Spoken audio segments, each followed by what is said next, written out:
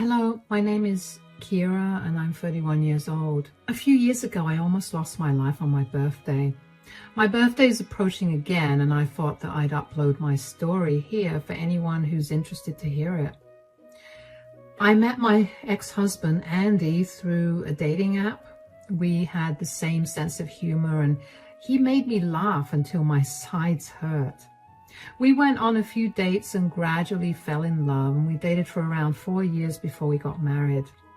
By this point, we were very well known and adored by each other's families. I was especially loved by Andy's parents, Carl and Marcy. They only had one son, Andy, and they'd always wanted a daughter. So whenever I went over, they'd treat me like I was a queen. My family was no different. They lived a little further away, about a 7-hour drive from our place, so Andy and I would visit them once a month or so. They adored Andy and spoiled him senselessly. The one person who loved Andy the most was my grandmother. She always asked to spend time with him, and Andy loved spending time with her too. They quickly became best friends, and it warmed my heart to see the two of them interact. But then one day, about 2 years into my marriage with Andy, I got a call in the middle of the night from my mom, who told me that my grandmother had passed away in her sleep. Up until then, my grandmother was in perfect health, so her sudden passing was shocking. Andy and I spent the next few days in my town, surrounded by my family.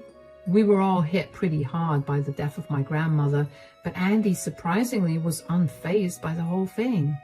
He barely shed a tear, which a lot of people considered odd given his close relationship with my grandmother. I didn't question it because I figured that everybody had different ways of dealing with their grief, but after the funeral was over, we had a reading of the will. It turned out that my grandmother had saved up a lot of money and had made a bunch of smart investments throughout her life. The entire family got very handsome amounts of money left to them. I got $500,000 and I immediately hired a financial advisor the next day.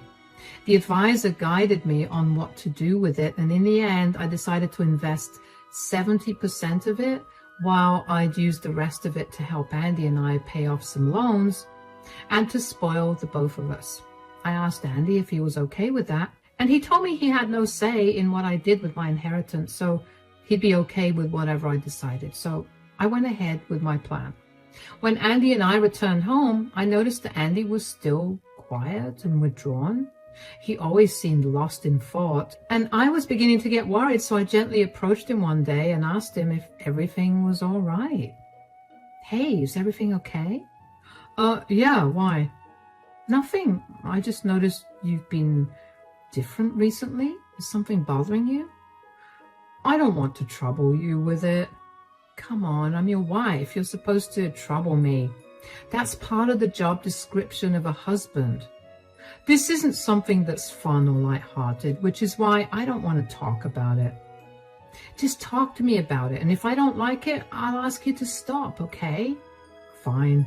Do you ever wonder when you'll die? You were right. This is dark. I told you. That's enough. No. I was just making an observation, but yeah, I do think about it from time to time. Isn't it scary that you could die at any point? I can't imagine losing you. It is scary to think about, but we're usually very careful. Besides, whatever's meant to happen will happen, and there's nothing much we can do about it. Is this about my grandmother passing away? Yeah, it's just that death freaks me out. I don't like knowing that one day I'll never wake up. That's a very valid worry, but I guess that's just more motivation to live every day the best we can. I guess. Do you think we should get our wills made? What? Yeah, I mean, if one of us suddenly passes away, we need to have our wills in place. Oh, you're being serious. My grandma's death really freaked you out, huh? Big time. But I was doing some research and realized that it would be best for us to make our wills way ahead of time. It's a great way to take care of your partner in case one of us passes away suddenly. Will doing that make you feel better? Yeah. But if you don't want to do it, we don't have to. No, we'll do it. But why don't we put that thought aside for a bit? Sure. Do do you think that we could get it done next week? We'll see about it, darling. I need a definite answer so I can get things arranged for us. Whoa, okay, we can get it done next week. Calm down a little for me, please. Sorry. I just want this done so I can feel better. I'm a little too on edge about this whole thing. I get it. But for today, let's try to put it out of our minds, okay? Yeah, okay. It was kind of cute to see Andy all worked up about the concept of death at that time. I wasn't scared of it, nor did the topic plague my mind. I barely thought of it, but it made me feel nice that Andy thought of things like that and made the effort to find out the best things to do to ensure that his wife was well taken care of in case he lost his life. Of course, I didn't know the truth until much later, but I'll get back to this later. The next week was spent drafting our wills. Initially, I decided that I'd want to leave something for my parents, especially since I'd received such a large inheritance from my grandmother, but Andy was very much against that. I tried to compromise with him. I told him he could have 60% of my assets while my parents could get the remaining 40%, but Andy would not have it. I tried to fight him on it, but Andy refused to budge. He kept insisting that I leave everything to him. I felt very uneasy about the whole thing. I don't know how exactly to explain how I felt, but I felt like there was something very wrong. Andy had a crazed look in his eyes when he insisted that I leave everything I owned to him. I ended up doing what he wanted anyway because I figured that he was acting that way only because he was still freaked out about death. After we were done with our wills, it was like a switch had flipped in Andy and he was back to being his usual bubbly self. It was a little disconcerting to see him switch so fast from being moody and melancholic to bubbly and energetic. But I was just glad that he was no longer sad. Our lives resumed and returned to what they had been before, and then my birthday approached. I was not a big fan of my birthday because every birthday I've had, something bad has happened. The birthday before this birthday, I got into a minor accident, and the one before that, I lost my phone. So I was never too excited about my birthday. But this particular year, Andy was extremely excited about my birthday. The day before my birthday, Andy popped into my home office while I was wrapping up some paperwork to check in on me.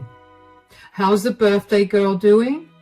Andy, it's not my birthday till tomorrow. I know, but I'm excited, aren't you? Well, I don't typically enjoy my birthdays, and you know this. But seeing you excited for me makes me very happy. Good. Also, I'm really sorry that I've been freaking out the last few weeks. Death is just scary. I feel bad that I spent the weeks leading up to your birthday making you do things regarding death instead of reminding you of how grateful I am that you're alive and with me. Hey, it's okay. I get it. Death is not a light subject, and I kind of liked how cautious you got. It was a smart move to make our wills in case something went wrong. Don't worry too much about it. Even if you haven't spent the last few weeks celebrating my life, I'm sure you'll make tomorrow a great day. Of course, I will. Do you have any plans for tomorrow? Well, I'll probably meet with some of my friends for brunch tomorrow, but other than that, I don't have anything planned. Great, because I have planned something for us. Oh, what is it? I reserved a table at Dad's restaurant for your birthday dinner tomorrow. I asked Dad if I could customize the menu, and he agreed. So, tomorrow at his restaurant, there will be a dish called the Kiera Special, made not only for you, but for everyone to try. What? That's crazy. Oh my God, that's so cute and so cool. Am I the best husband or what? Definitely the best. My parents will be sitting with us for dinner too, but after we're done with dinner, the two of us could go on a long drive and stop by the beach to watch the stars. That sounds absolutely perfect. I'm excited to see Carl and Marcy again. It's been a while. Oh, they're ecstatic to see you. My mom won't stop trying to have a say in my planning for you. Of course, I'm not letting her because this is my gift to you. Oh, come on, let her do something too. Are you saying you don't like what I've planned so far? I'm kidding. I didn't mean that at all. I appreciate anything you do for me. You better mean that. Anyway, I have to go right now. Where are you going? I'm swinging by Dad's restaurant to talk to the chef about the Kiera special. It needs to be perfect for tomorrow. Okay, come back soon. I found Andy's enthusiasm kind of infectious, and I went from not really caring about my birthday to being excited for it. I was even more excited that we were going to be having dinner with his parents at Carl's restaurant. When Carl decided to open a restaurant a year after Andy and I got married, I was the first to show up and help him set up. His restaurant grew very successful. It was a fine dining adjacent restaurant. It wasn't entirely fancy, nor was it like a bistro. It was the perfect blend of the two, so it had a lot of business.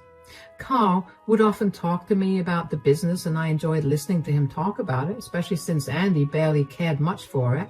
He was just happy that his father was happy. I was excited to spend my birthday at his restaurant because the food there was genuinely good, and I loved being able to support him on that day. The next day, Andy spoiled me with a lot of gifts and coffee from my favorite coffee shop. He had a bath ready for me and made it all romantic. He dropped me off at the place my friends were meeting me for brunch and then picked me up with flowers in hand. We got ready together for dinner, and when we got there, Marcy was already seated at our table. She greeted us and wished me a happy birthday before Carl came towards us and loudly wished me a happy birthday. Happy birthday, Kiera, sweetie. How's the birthday girl doing? Thank you so much, Carl. I'm doing great. I'm excited for dinner. I can't wait to see what you've prepared for me. Oh yeah, the chef wanted to meet you and wish you a happy birthday. Oh, that's sweet. Come on then. You could also see how the kitchen works. You were asking me about it the other day, so let's go. Come back soon. I'll be right back, honey. I didn't remember asking Carl how the kitchen worked, but I appreciated the fact that he thought I'd liked it. I walked with Carl into the kitchen where he then stopped me. Okay, I have to tell you something. Huh? What's going on? I only made an excuse to get you away from the table and away from Andy. Why, is everything okay? Andy came to the restaurant yesterday and asked to see the chef. I didn't think much of it because you know how Andy loves to cook. I thought he wanted to cook something special for you, so I let him go and didn't check in on what he was saying. Uh-huh. After Andy left, the chef came up to me and showed me a tiny bottle that Andy had given him that contained crushed peanuts. He asked the chef to sprinkle it in your food. What? But I'm deathly allergic to peanuts. I know. I was shocked and I didn't know how to contact you without Andy knowing. But why would Andy do that? I have no idea.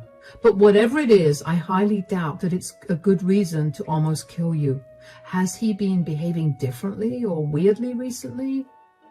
I mean, I don't think so. After my grandmother died, he did get a little weird, but he told me that he was just freaked out by death, especially the death of a close family member. What do you mean by weird? Like, he rushed us to get our wills done because he was scared that we would die at any time. Did you by chance inherit any money from your grandmother?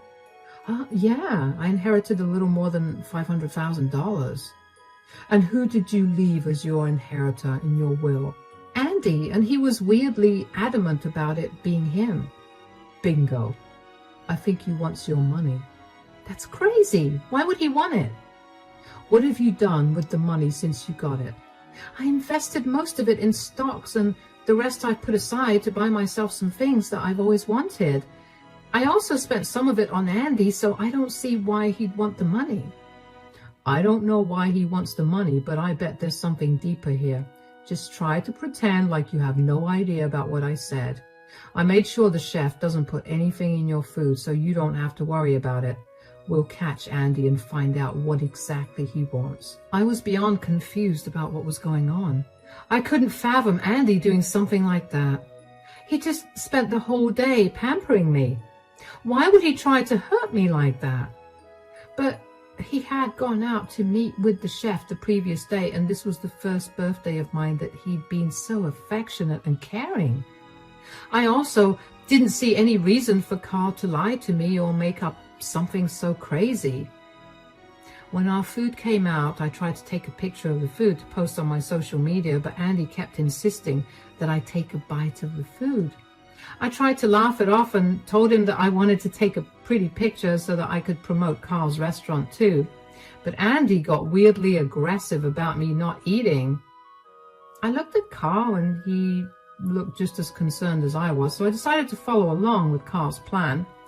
I took a bite of the food, which, by the way, was delicious, but after a few seconds I pretended to have an allergic reaction. I started coughing and looking panicked. Andy looked almost manic, but Marcy was the first to be concerned for me. "Sweetie, what's wrong? Are you okay?" I don't know what's happening. My throat feels like it's closing up." "What?" "Andy, could you take my EpiPen out of my bag?" "Sure, it's not here." "What? It's not here? Oh my God." "What's going on?" "I think there were peanuts in the food." "What?" "Impossible. I specifically made sure that none of your food had peanuts in it."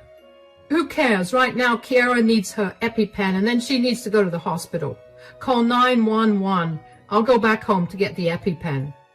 "Forget 911. I'll rush her to the hospital. The ambulance will take some time to come anyway. Come on, Kiara, let's go." Andy had left and Carl and I got in Carl's car. We drove around the block and waited until we were sure that Andy had left. I couldn't understand why Andy thought that finding my EpiPen was more important than accompanying me to the hospital, but I tried to justify it with him being too panicked to think straight. Carl and I returned to the restaurant in time to see Marcy angrily marching towards the kitchen to yell at the chef. We stopped her in time and she was shocked to see us there. "Carl, what are you doing here? Is Kiara okay? Why aren't you at the hospital?" "Kiara's fine." "I'm here. I didn't actually have an allergic reaction to anything." "What? Why would you fake an anaphylactic allergic reaction? That's messed up, Kiara." "Calm down, darling. We needed to test something out." "You were in on her little app?" "I told her to do that.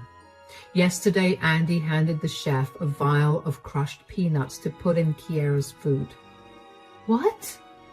Why would he do that?" "That's what we wanted to test. His reaction seemed normal so far, so I wonder what he could have possibly wanted. Kiara and I thought that he was probably after her inheritance." "That's crazy.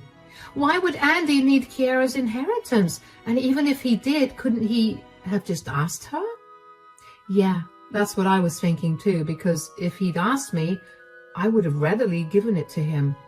But he had been acting weirdly since my grandmother passed away, and that's why it's the only thing Carl and I could think of."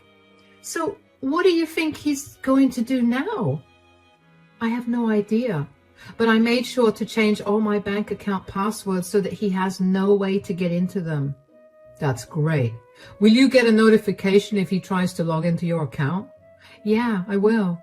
"Oh, would you look at that? I got a message from my bank saying that I have only one more attempt to log into my account before they freeze it for a day." "Oh my God. What do we do? Andy literally tried to kill you, Kiara." "Let's call the police and go over to Andy and Kiara's home. We'll get our answers out of him before the police arrive. Come on, we don't have time to wait." We grabbed all of our stuff while Carl called 911 to inform them about our situation. The 911 operator asked us a lot of questions to make sure that Andy was not armed or able to hurt us in any other way. When Carl told her that Andy was not armed, the operator told us to keep Andy occupied at his current location until the police arrived. We got back home as quickly as we could. My heart was pounding. I couldn't believe that Carl's and my hunch were right. Why in the world would Andy need my money? And why did he have to plan this out so much? And more importantly, did he have to hurt me to get the money? My emotions kept swinging from confused to angry to scared. Marcy and Carl looked just as afraid and confused as I was. Marcy held my hand the entire drive home. I knew exactly what she was feeling, but I couldn't comfort her in any way because I was just as confused as her. When we got closer to my place, we parked the car a little further away from my house. We then walked over to my house and I quietly let us in. I had Carl put his phone in his shirt pocket with the camera facing outward because I wanted to record our confrontation with Andy in case Andy tried to go back on his word later. I quietly looked through the living room and the kitchen and didn't find Andy there. The bedroom lights were off and the only other place he could have been was my home office. I quietly opened that door and saw Andy searching through all my things like he was desperately trying to find something. Eventually he noticed me. "Kiera, what are you doing here? I thought you'd be in the hospital." "That's what you wanted, isn't it?" "Dad, Mom, what's going on?" I think the more important question is, why were you trying to access my bank accounts? "What? I wasn't doing any of that. I was only searching for your EpiPen." "Save it, Andy. I can see which device tried to access my account and it shows yours. Why did you try to kill me to get into it?" "What are you talking about?" "Stop playing around, Andy. My chef told me about your plan to induce an allergic reaction out of Kiera on her birthday. He showed me the vial you slipped him and handed me the cash that you paid him to do it." "Why did you do it, son? Why do you need Kiera's money so bad?" "Oh, God, fine, I did it. I tried to hurt Kiera for her money. I'm in a really tough spot and I needed the money." "Tough spot? What kind of tough spot do you have to be in for you to have to kill me?" "I borrowed money from some dangerous loan sharks and I needed money to pay them back. I couldn't tell you because you'd be upset with me and you wouldn't give me the money." "You borrowed money? But why? You make more than enough money, and if you needed any extra money, you could have asked me. You didn't have to try to kill me." "I've been gambling. I accumulated quite a large debt because of it. I was too ashamed to tell you, so I went to these loan sharks that hang around the casino and I borrowed money. Now they're after me to return the money, but I don't have any. So, let me get this straight. You're in some horrible debt and have people after you for money. And instead of talking to Kiera like a normal person, you chose to poison her food with the one thing you knew would be deadly to her. I know I messed up. I'm sorry, but I was only doing what I had to." "Sorry is not going to cover anything. You don't even sound sorry. Do you know what your little stunt would have done to my business if you'd succeeded? I would be facing charges of negligence, so along with possibly killing your wife, you would have ruined your mother and my lives. All because you refused to communicate. You're a disgrace, Andy. I don't know where we went wrong with raising you, but I'm beyond ashamed to call you our son. Look, fine, I didn't entirely think the whole thing through. I'm sorry. Please, just don't let news of this get out. I'm already struggling and I cannot handle anything more." "You do realize that what you did was attempted murder, right? You're going to jail." "No, please, I'm sorry. I'll spend the rest of my life making up for it. I can't go to jail." "There's nothing you could do that would make up for putting my life in danger."